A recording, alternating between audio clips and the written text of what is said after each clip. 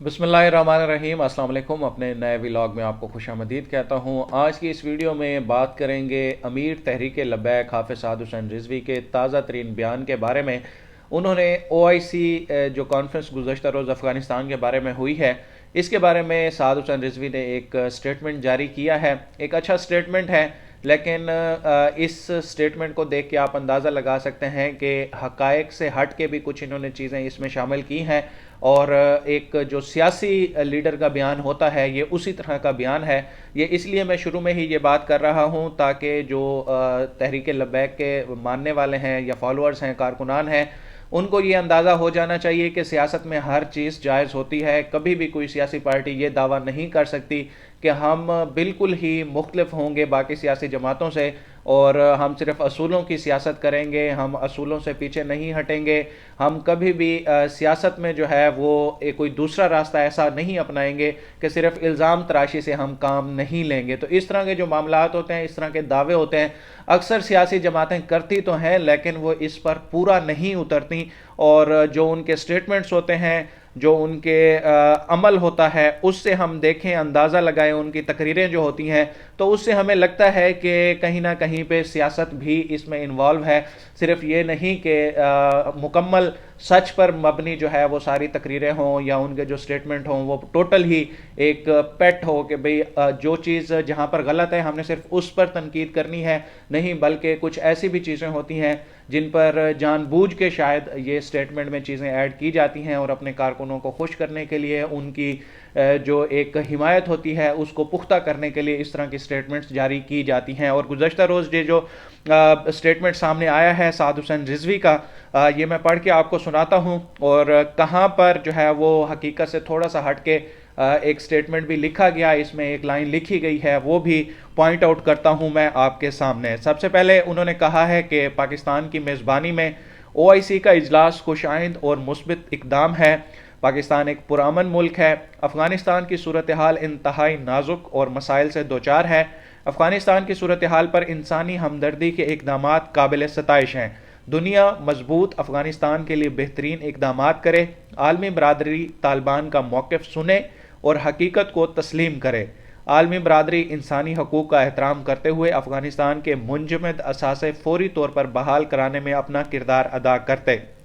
इसके बाद वो पॉइंट आता है जिसको मैंने स्टार्ट में बताया कि अच्छा होता वज़ीर आज़म अपनी तकरीर में कश्मीर और कौम की बेटी आफिया का भी जिक्र करते। अब आफिया सदीकी का जो मामला है वो एक हटकर मामला है। इसके अलावा जहाँ तक कश्मीर की बात है तो इसका प्रॉपर जिक्र आया है वज़ीर आज़म इमरान खान की तकरीर में, और उन्होंने वाज़ेह तौर पर यह लाइन अपनी तकरीर में शामिल की थी। ना सिर्फ वज़ीर आज़म इमरान खान ने बल्कि दीगर जो मुकर्रिरीन थे उन्होंने भी कश्मीर के अलावा फ़लस्तीन के हवाले से भी बात की थी।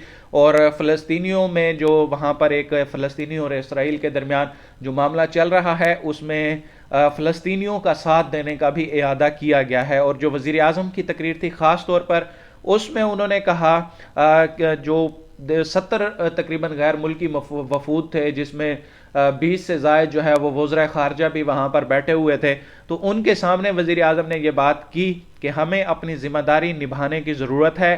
चाहे वो फ़लस्तीन हो या कश्मीर हो, हमें उनके हकूक़ के लिए मुत्तहिद होकर आवाज़ बुलंद करना होगी। ये वज़ीर आज़म इमरान खान की स्टेटमेंट थी। तो जो साद हुसैन रिजवी की स्टेटमेंट ये बात की गई है कि कश्मीर के बारे में भी बात करते तो अच्छा होता, तो वज़ीर आज़म ने तो कश्मीर के बारे में बात की है। और इसके अलावा अगर वज़ीर आज़म की तकरीर जिन लोगों ने पूरी सुनी हो उनको ये भी मालूम होगा कि उन्होंने इसमें जो ख़त्म नबूवत का मामला है, जो हजूर पाक सल्लल्लाहु अलैहि वसल्लम की बाज़ औक़ात ये जिस तरह के खाके शाये होते हैं, तो इस तरह के मामले पर रिएक्ट करने से मुतल्लिक़ जो रहमतुल लिल आलमीन अथॉरिटी बनाई गई है, तो इस पर भी वज़ीर आज़म ने अपने इस खिताब में जो है वो जिक्र किया है। और OIC के जो सेक्रेटरी जनरल हैं, जो सरबराहान हैं, उनसे उन्होंने कहा है कि इस हवाले से जो भी दुनिया में अगर कहीं पर इस तरह का कोई काम होता है कि हमारे प्यारे नबी सल्लल्लाहु अलैहि वसल्लम के हवाले से कोई नाउज़ुबिल्लाह जो है वो गुस्ताखी की जाती है, तो उसका जो एक रिएक्शन होना चाहिए वो बड़ा नपतुला होना चाहिए। और उनको जो है एक अच्छे अंदाज में हम अपनी बात कन्वे करें ताकि पूरी दुनिया को ये मैसेज जाए कि हजूर पाक सल्लल्लाहु अलैहि वसल्लम के बारे में अगर कोई इस तरह की गुस्ताखी करता है तो उससे किस हद तक जो है वो मुसलमानों के जज्बात मजरूह होते हैं, और इस सारी चीज़ को रोकने के लिए हमें मिलकर जो है वो टोटल एक इकदाम करना होगा। और रहमतुल लिल आलमीन अथॉरिटी के ज़रिए तमाम हम आप लोगों से भी कंसल्ट करेंगे और फिर मिलकर हम दुनिया को जो है एक बड़ा मजबूत किस्म का रिएक्शन देंगे, ताकि इस तरह के जो वाक़यात हैं हर 2-3 साल बाद जो हमें देखने में आता है कि कहीं ना कहीं पे कोई गुस्ताखाना खाकों की इशाअत होती है, कोई आर्टिकल लिख देता है, कुछ और हो जाता है, तो फिर उससे पूरी दुनिया में मुसलमानों के जज्बात मजरूह होते हैं। तो फिर पाकिस्तान में भी जो है वो मुजाहरे होते हैं, बाकी दुनिया में भी इस तरह का रिएक्शन आता है, और नुकसान जो होता है वो पाकिस्तान के अंदर होता है या फिर जिस भी मुस्लिम मुल्क के अंदर। बाकी तो तकरीबन इस हवाले से जितने भी मुजाहरे होते हैं वहाँ पर नुकसान तो नहीं होता, वो एक पुरअमन एहतजाज होता है, लेकिन यहाँ पर हम देखते हैं कि बाज़ औक़ात वो एहतजाज वायलेंट हो जाता है।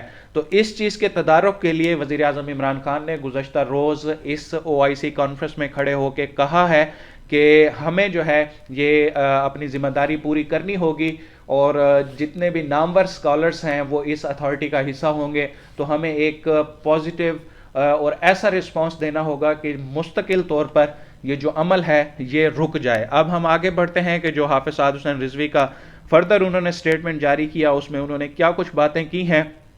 इसके बाद उन्होंने कहा कि कश्मीर में मुसलमानों की नस्ल कुशी का सिलसिला जो है, नस्ल कुशी का सिलसिला रुकने का नाम नहीं ले रहा, और डॉक्टर आफिया सिद्दीकी पाकिस्तानी शहरी हैं और कौम की बेटी हैं। इसके बाद उन्होंने कहा जी आफिया सिद्दीकी की अमरीकी क़याद में गुजरने वाले हर लम्हे से पाकिस्तान के ग्रीन पासपोर्ट की तजलील हो रही है।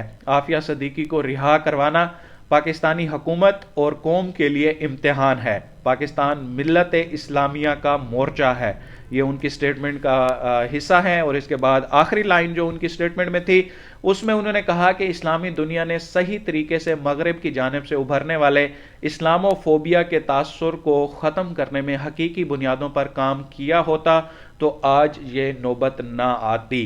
तो यहाँ पर जो है वो साद हुसैन रिजवी भी इस चीज़ का उनको अदराक है कि वो चाहते हैं कि इस्लामोफोबिया को जो तासुर है इसको ख़त्म करने में जो है वो हमें मज़ीद काम करने की ज़रूरत है। और देखा जाए तो वज़ीर आज़म इमरान खान की जितनी भी तकरीरें होती हैं उसमें चाहे वो नेशनल लेवल पे होती हैं चाहे इंटरनेशनल लेवल पे होती हैं, बाज़ औक़ात उन पर इसी हवाले से क्रिटिसिज्म, तो वो भी चाहते हैं कि इस सारे मामले पर हमारा एक कलेक्टिव रिस्पांस होना चाहिए।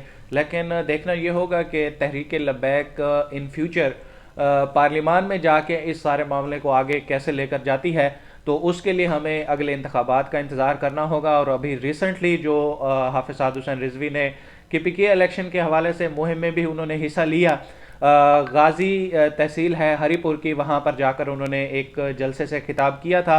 अब खैबर पख्तूनख्वा में होने वाले बल्दियाती इंतखाबात के रिज़ल्ट्स भी आ रहे हैं, तो अगली वीडियो में मैं उनकी तफसीलात आपके सामने रखूँगा और बताऊँगा कि जहाँ पर साद हुसैन रिजवी ने जाकर खिताब किया उस हलके में तहरीक लब्बैक को क्या कोई ख़ास वहाँ पर जो है वो जीत मिली है, या फिर वहाँ पर भी तहरीक लब्बैक के उम्मीदवार खानेवाल की तरह बहुत पीछे रह गए हैं। अब तक के लिए इतना ही, मुझे दीजिए इजाज़त, अल्लाह हाफ़िज़।